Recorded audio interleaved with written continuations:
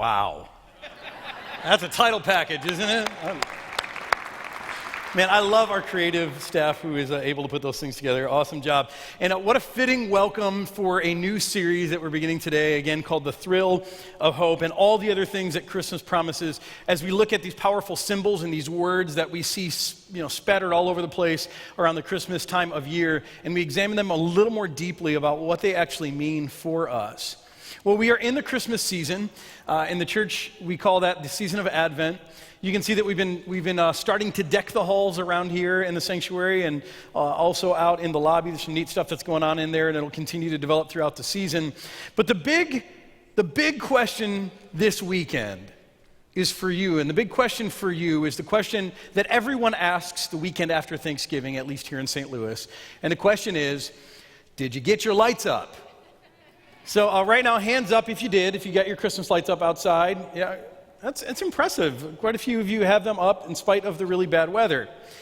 Well, let me just say, I did not, okay? And because of that, it's going to give me great pleasure to do to those of you who have what I'm about to do to you. So, those of you raise your hands, you're feeling good about those Christmas lights, aren't you? Feeling a sense of pride that you got ahead of everyone else, and maybe they look pretty good, and maybe you're the envy of your neighborhood. Well, I'm about to burst your bubble by showing you the 5 most insane Christmas light displays you have ever seen. Roll it. Amazing grace, how sweet the sounds that saved a wretch like me. I once was lost, but now am found. Was blind, but now I see.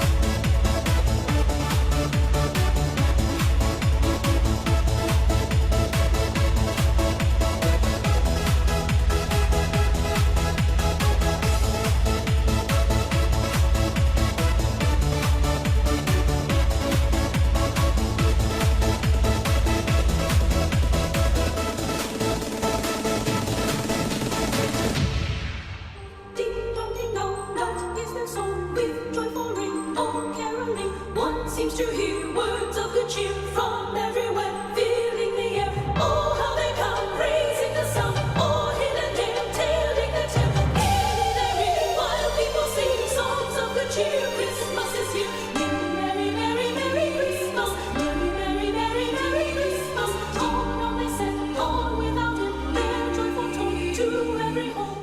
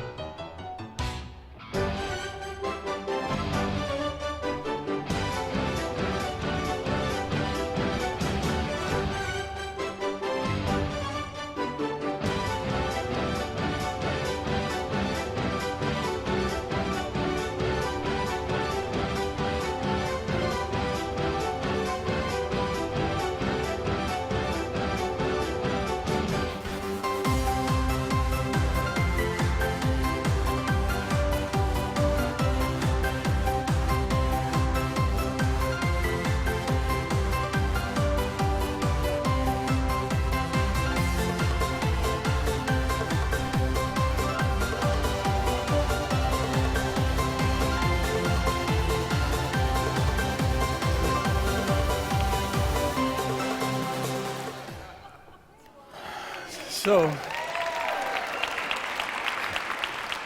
you still proud of your Christmas lights now?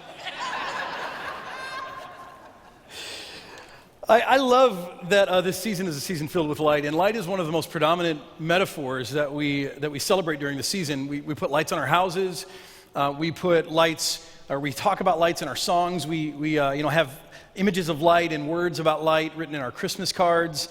And this season, ironically, happens to be the darkest time of the year, at least in the Northern Hemisphere. And I love that we celebrate light. It almost seems like a defiant thing for us to do. You know, we take the darkest month of the year and we put lights on the outside of our houses. It's almost as if that's our way of saying nanny, nanny, boo-boo to the darkness, right? And I love that. It's so defiant. And really that audacity, that defiance reflects well the spirit of Advent. Many of you probably know that we don't know exactly when Jesus was born. We don't know the actual date. Because back in the ancient times, they didn't record the dates that people were born. They didn't really matter. They didn't celebrate those things the way we do now. And so we don't actually have a date of Jesus' birth. But one of the theories, there are several, one of the theories as to how we came to December 25th as the day to celebrate Jesus' birthday is that early Christians living a few hundred years after Jesus decided that it would be appropriate to celebrate his birth. And they put that celebration right in the middle of the darkest time of the year, right after the winter solstice, as a theological statement, a way of saying light has overcome the darkness. See, I love that. If that's true, I love it. That light has overcome the darkness. And every time of year, at least again in the Northern Hemisphere, for those of you in Australia watching online, sorry, this doesn't apply to you. But for every time of year, we remember as it grows darker that light has overcome. See, light is not only one of our most popular cultural symbols, it's also a powerful biblical theme. And today we're going to begin our Advent journey by looking at the words of the prophet Isaiah, some words that the prophet Isaiah penned 2,700 years ago. And Isaiah, as far as I know, is one of the first guys who fused together these themes, the theme of Christmas and light, and he put them together in a masterful way, and we're going to look at these words. And yet, here's what you need to know about Isaiah. Isaiah was not a, shiny, happy kind of guy. In fact, if you read Isaiah, most of Isaiah's words are doom and gloom, because Isaiah was living at a time of great darkness. The nation that he was a part of, Israel, was divided into two separate kingdoms, and both kingdoms were in a mess. Economically, they were in ruins. Their leadership was corrupt. They were being assaulted by foreign enemies, and they were about to be overrun and carried off into captivity. The worst thing of all, they had forgotten God, and they had forgotten God's ways for them. And so they had become a violent and corrupt people. And so God finally said, you know what, if you're going to be a violent and corrupt people, I'm going to remove my hand of protection from you, because why would I protect a violent and corrupt people? And so God prepares them for this, that they're about to be attacked and assaulted, and they're going to be carried into exile, and hopefully through this they're going to learn and they're going to come around again. But the point of all this is that Isaiah was living in a very dark time. Now, before we get to his words, I think we can relate, right? Because we also are people who are living in dark times. I mean, think about our world today. We're also dealing with a struggling economy. We're also dealing with, if not corrupt leadership, at least ineffective leadership. We're dealing with powerful enemies who surround us, and we're trying to figure out how to get our minds around that and what the right response is to all of that, and yet we feel threatened. We're living in a society who increasingly is forgetting God and his ways for us. Now, before we go on lamenting, though, the darkness of the world around us, and before we start hunkering down and get that bunker mentality, let's be honest with ourselves for a minute. See, the darkness of our present world isn't darkness only outside of us. It's also darkness that is within us. There's a darkness that's inside of us too, right? I think we all know too well, at least I do, the darkness that also lives within. For some of us, it's the darkness of depression. For some of us, it's the darkness of our pasts. For all of us, we all know the pull of darkness on our hearts, pulling us toward things that are dark things like fear or hatred or slander or gossip or jealousy or greed or lust, or I could go on and name your thing, but you all know that pull, don't you? Toward darkness. And then we all have the things in our lives that we choose to keep hidden in the darkness, the things that we want to keep out of the way of everyone else's view, our past shame, the things that we struggle with, our secrets. See, I think like Isaiah, we get what it means to be living in dark times. Not just the darkness outside of us, but the darkness that's also within us.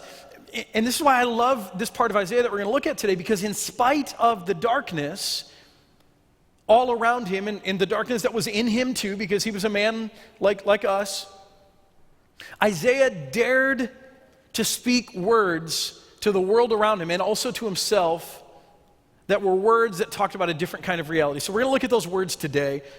These words coming from Isaiah chapter 9. You can go to page 687 in the Bible if you're here in the room. You can go to the YouVersion app and you can find our whole menu there, or you can look along right here on the screen. Isaiah says, the people walking in darkness, I just told you about the kind of darkness they were walking in. The people walking in darkness have seen a great light. On those living in the land of deep darkness, a light has dawned. So again, I mean, darkness is the name of the game. Everyone's living in it. Everyone's lamenting it. And Isaiah says, hold on. Something is going to happen. Light is going to come into the world again. A light is about to dawn, and it's going to change everything for us. Now, let me just be honest for a minute. I get tired, I get weary when people of faith sit around lamenting the darkness of the world around us as if it's only going to get darker. See, there's no room for that when you are a person of faith, when you know Jesus in particular. Because here Isaiah is, and he's writing 700 years before Jesus, and he's living in some of the darkest times his people had ever seen. And yet he has the audacity to speak words like this, words that remind them that it's not going to be dark forever, that a light is going to dawn soon. And then he goes on and he explains what this is going to look like, what it's going to mean when this light dawns in the next verses. He says, and I love this, he uses the present perfect tense, which for most of us means nothing, right? But it's a tense where he's describing what's going to happen in the future, but he's speaking as if it's already happened, and the ongoing results are before us. So it's almost as, even though it's 700 years out, it's as sure to happen as if it had already happened. He says, you have enlarged the nation. So when that light dawns, this is what happens. You have enlarged the nation and increased their joy. They rejoice before you as people rejoice at the harvest, as warriors rejoice, that's a lot of rejoicing, when dividing the plunder. For as in the day of Midian's defeat, you have shattered the yoke that burdens them, the bar across their shoulders. I mean, this is like farm imagery. You saddle up, you yoke up an oxen with a plow. And so it's this language of oppression. So these yokes that have been put on you, this oppressive work, the bar across your shoulders, the rod of their oppressors, you've shattered all that. He goes on and he says, every warrior's boot used in battle, and every garment rolled in blood will be destined for burning, will be fuel for the fire. See, Isaiah goes on and he says, not only will a light dawn on us, but he says when that happens, everything's going to change. Starting with oppression, that'll be broken. Warfare will be ended. Joy will be restored to us, he says. And our nation will prosper again. It will be enlarged. It will grow. We will experience prosperity again. Now, again, you have to imagine Isaiah speaking these words, writing these words in the darkest time of Israel's history, and everyone's scratching their heads going, okay, Isaiah, but how? When? And then Isaiah goes on and he doesn't tell them when exactly, but he does explain how, and it's sort of strange the way this is all going to come about. He says, for to us a child is born, to us a son is given, and the government will be on his shoulders. And he will be called Wonderful Counselor, Mighty God, Everlasting Father, Prince of Peace. In other words, this won't be any ordinary baby. Of the greatness of his government and peace, there will be no end. He will reign on King David's throne, the most celebrated king in Israel's history, and over his kingdom, establishing and upholding it with justice and righteousness. See, the leadership had become corrupt, and he says, but there's a leader coming who will rule again with justice and righteousness from that time on, going on up until forever. And then he says, the zeal of the Lord Almighty will accomplish this. This won't be the responsibility of any human, but God is going to do this in our midst. See, Isaiah says, I know it's dark right now, but here's what's going to happen. God is going to provide for us, and he's going to provide for us a child, a son, a leader, a king in the line of David. And he's going to come, and when he comes, it's going to change everything. See, Isaiah was looking ahead in these words 700 years to the birth of Jesus in Bethlehem. And he saw that when Jesus came, even though he came so strangely, that it would be the beginning of change for everyone. So why hasn't everything changed? I mean, Isaiah is writing 700 years before it happens. Understandably, his days are dark. But what about us? We're living 2,000 years after it. So why hasn't everything changed? Why is everything still so dark? See, I think part of the answer is that Jesus' reign, his kingship, isn't the reign or kingship of a conqueror. He doesn't force people to come under his rule of light. No, instead he invites people under it. And I love the way John puts this. John says later on, he says, the light shines in the darkness. I mean, it's there, he's shining, but the darkness has not overcome it. Or as other translations say, the darkness has not understood it. See, I think we get this. That the light is shining, but we don't always understand it. We don't always see it for what it is. I've had conversations before with some of my Jewish friends, and maybe you've done the same. And a big hang-up for some of my Jewish friends is that, hey, if Jesus is the Messiah, then everything should look different. All of Isaiah's words should come true. There should be no more darkness. There should be no more warfare or oppression. And yet there is. So that must mean that Jesus isn't the Messiah. See, the light is shining, but those of us who are still living in the darkness, those who have darkness living inside of us, we don't fully understand what his kingship looks like. And maybe that's even you sitting here today. And you ask an honest question, and it's a good question, and the question is, if Jesus is the Savior and he's come into the world, then why is our world in such a sad state still? Why is everything still so messed up?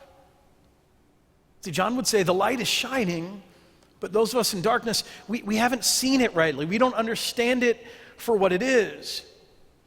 And see further, if I can take this a step further, here's what I'd say. That even those of us who do see it for what it is, even those of us who want to embrace it, light is sometimes difficult to embrace. I mean, light isn't always welcome, is it? Sometimes light is comforting, but so often light is also threatening. See, here's the rub. There is an attractive and fearful quality about Jesus, and that is that he brings light into the world, which is something that we want, and yet it's something that we don't want. I mean, you need to get honest with yourself today about the truth of this. Just think about this, that light is exposing, right? I mean, light exposes. Look at what John says here. It says, everyone who does evil hates the light. Why do they hate the light? They won't come into the light because they fear that their deeds will be exposed. So that's one kind of person. And then John says, but hey, there's another kind of person. There's the kind of person who lives by the truth, and they live by the light. And he says, but whoever does that, they come into the light, so that it may be plainly see that what they have done has been done in the sight of God. So there are other people who don't fear exposure by the light. See, as John describes those two people, I would like to stand here and tell you that I'm the second guy. I'm the guy who's like, yes, I will boldly come into the light and let everyone see plainly that what's been done in me has been done by God in his sight. But the reality is, so often I'm like the first guy still. And you probably are too. People who fear to come fully into the light. I mean, the light is good, it's good, I get that. But can I just dial it down a little bit? Can I close the blinds a little bit? It's a little too bright, it's a little too exposing. So that you can't see all of this. See, light is exposing. And so no matter how much you want to embrace light, you have to grapple with this reality that the light, when it comes into your life, will begin to expose things that maybe you don't want everyone to see. Secondly, the light is disorienting. It's disorienting. Right? We've all had that moment where, we're sleeping, we're in a dead sleep, and someone comes into the room and they flip on the light. Or, you're walking out in a room and then you flip on a light and all of a sudden the light's bright and for a minute you can see nothing. Or all of these new LED flashes on our cameras, on our phones, right? I don't know about you, but those LED flashes, they kill me. I can't see anything for about 20 minutes after someone takes my picture. They're so bright, they're disorienting. And here's what I know, here's what I've come to learn, that coming to faith in Jesus can be one of the most traumatic things that a person can go through because it's so disorienting. See, you grow up living your life one way, and some of you don't know this because you've lived your life under the light, under some regard for your whole life. But the more I'm learning about God doing things in people's lives in this church, the more I'm learning is that man, when you first come to Jesus, when you come into His light, even though you may think it's good, man, it's disorienting because everything that you thought was right, everything that you were told was okay, now is maybe not okay, and everything that's not okay is now okay, and it's very disorienting. I mean, think about human sexuality. I mean, there's a message in the culture that says, hey, do whatever you want with your sexuality. It's yours as long as you don't hurt anyone. And then you come to Jesus and He starts saying different things about that. He says, no, honor God with your body, and you were bought at a price, and you're not your own. And gosh, think about how disorienting that is. Or all of us can relate with the disorientation you feel when you grow up under the culture's idea of what to do with your money and your resources. And then you start to hear the teachings of Jesus on those same things. And He tells us, not to hold on too tightly and to be generous and to give. And man, that's disorienting. That's still disorienting for us in this room when we hear those teachings. I mean, there's so many things about Jesus that disorient us.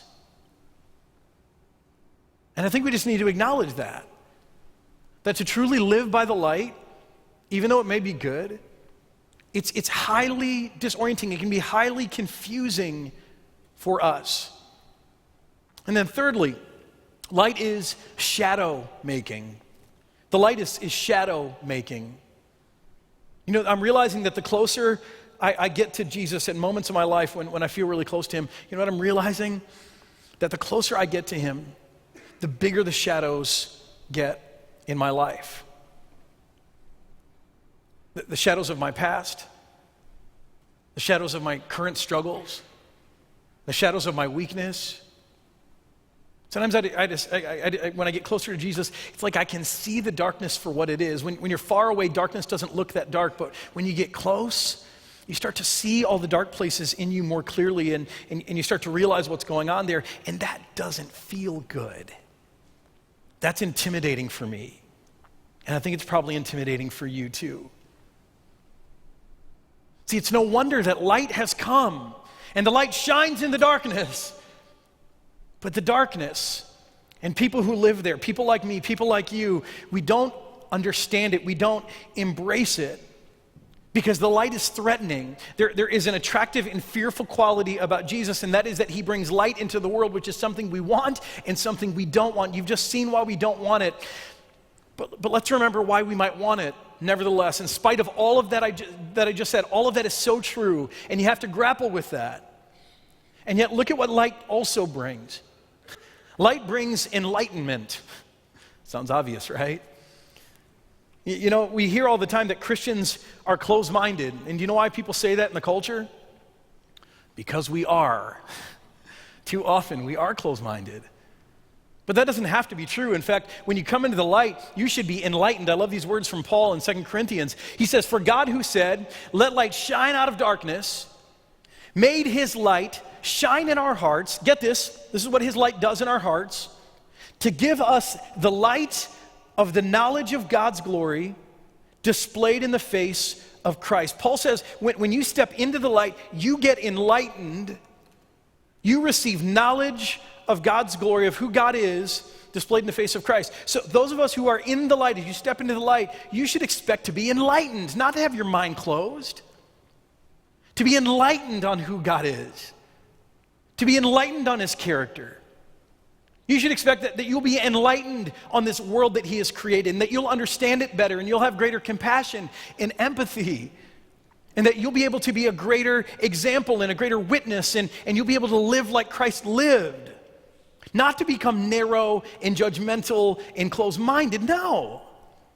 See, we should fully expect that as we come into the light, as we receive the knowledge of God's glory in the face of Christ, that we are enlightened people who know God better, who understand God better, and therefore reflect him better. Second thing, light brings comfort. Light brings comfort. Again, I know it can be exposing, right? There are plenty of places in my life where I don't want someone to come in and turn the lights on. And yet the reality is that light is also comfort. It brings comfort.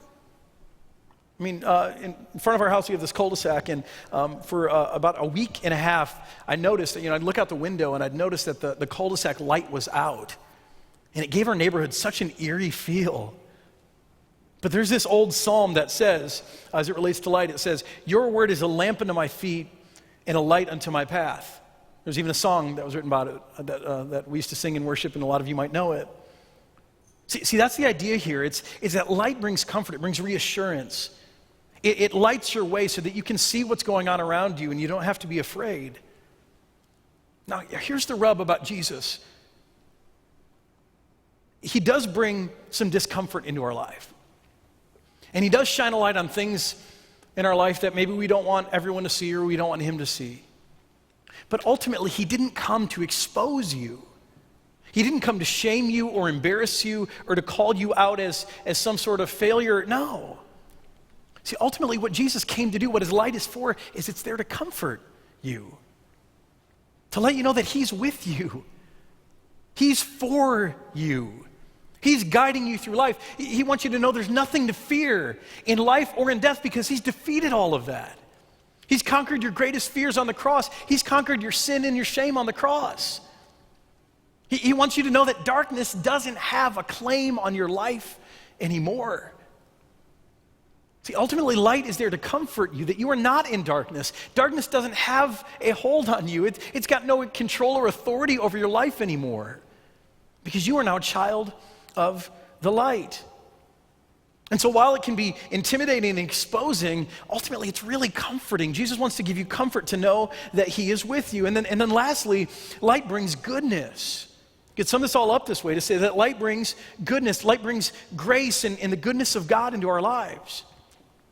Now, a lot of you know that I'm a Michigan boy. I'm a little disappointed University of Michigan didn't do better yesterday, but I'll still claim that I'm a Michigan boy. I grew up in Michigan. I spent my whole life there until I moved away to come to graduate school, to come to seminary here in St. Louis. And you know how it is when you grow up in a place, you don't fully see it for what it is. It's just what you know. And so I spent a few years out of Michigan, and then I moved back to Michigan. And I remember that first Michigan winter being surprised. Now, I'd lived through 20-some Michigan winters before that. But that first Michigan winter back, I was surprised. Because here's what you should know about Michigan winter. It's cold. I think you knew that. It's long. I swear Michigan in winter is like at least 7 months long. It just goes forever. But here's what I didn't remember about Michigan winter. I knew those two things. Here's what I didn't remember. That Michigan winter is dark. The days are short. It's gloomy. It's overcast.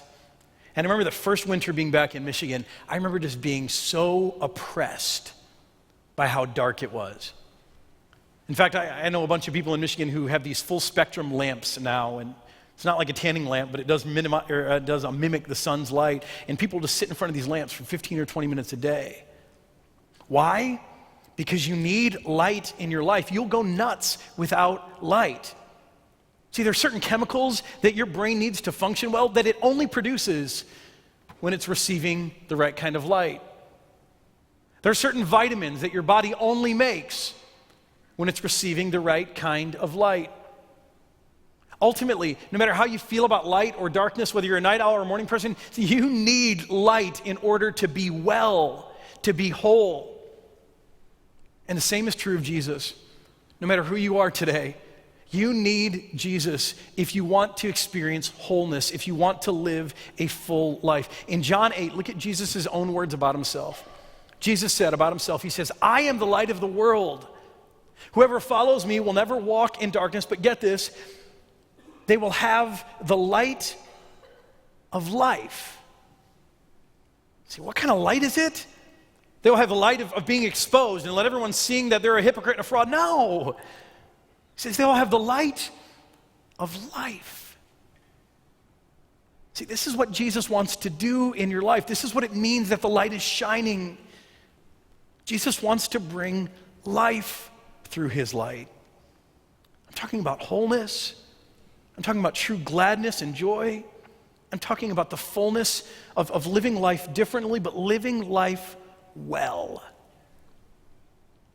See, the attractive and fearful quality of Jesus is that he is the light of the world, which is something we want and something we don't want. Do you recognize the tension? And yet today, here's what I'm asking you to do. I'm asking you to want it anyway. Even though light has tension and there's parts of it that we love and parts of it that we hate, I'm asking you to want it anyway. I'm asking you today to embrace the light and to reflect the light. See, embrace the light because no matter how scary it is, you ultimately know who the light is. It's Jesus. And he's good. He's your Savior. He loves you. There's nothing that you should be afraid of in him. He's proven that he is for you by giving his life for you on the cross and coming back to new life so that you might have full life. See, embrace the light even though it's scary because it's Jesus that you're embracing. And he's proven historically that he's on your side.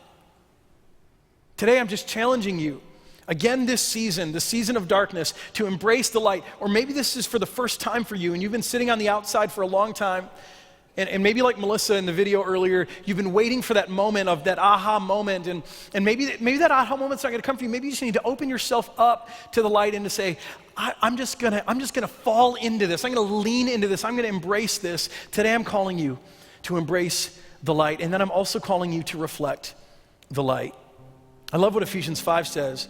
This is what happens when you embrace the light. It says, but everything exposed by the light becomes visible. We've talked about that. But get this. And everything that is illuminated, see, everyone that embraces the light, everything that is illuminated becomes a light. It's fascinating, isn't it? It makes sense, though. When you embrace the light, you become illuminated and you yourself become a light. So today I'm calling you to embrace the light and then let yourself reflect the light. Because that's what this world needs. Now, I know a lot of us start to feel like it's a losing battle against darkness.